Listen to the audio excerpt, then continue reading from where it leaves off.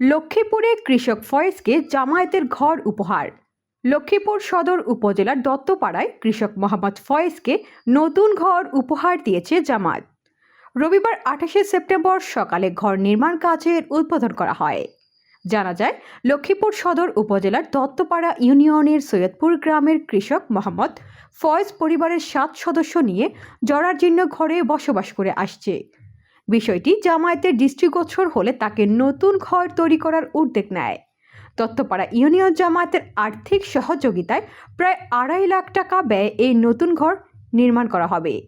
তিনি এটা গ্রহণ করেছেন, এজন্য আমরা তার কাছে কৃত যে তিনি আমাদেরকে এটি গ্রহণ করে আমাদেরকে ধন্য করেছেন।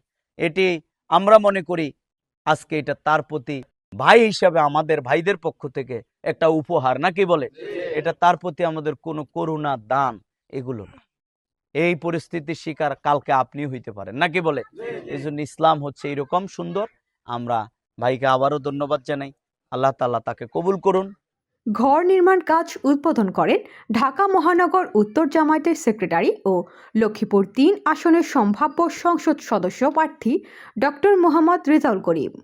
এ সময় উপস্থিত ছিলেন জেলা জামায়াতের সহকারী সেক্রেটারি মাওলানা নাসির উদ্দিন মাহমুদ, দত্তপাড়া ইউনিয়নের চেয়ারম্যান পদপ্রার্থী মাস্টার মোস্তফা মোল্লা, চন্দ্রগঞ্জ থানা জামায়াতের সহকারী সেক্রেটারি মাওলানা ইকবাল হোসেন সহ স্থানীয় নেতৃবৃন্দ। এ সময় ঘর পেয়ে আনন্দে আত্মহারা কৃষক পরিবারের সকল সদস্য। তারা বলেন, জামায়াত আমাদের দুঃসময়ে পাশে দাঁড়িয়েছে, আল্লাহ তাদের মঙ্গল করুন।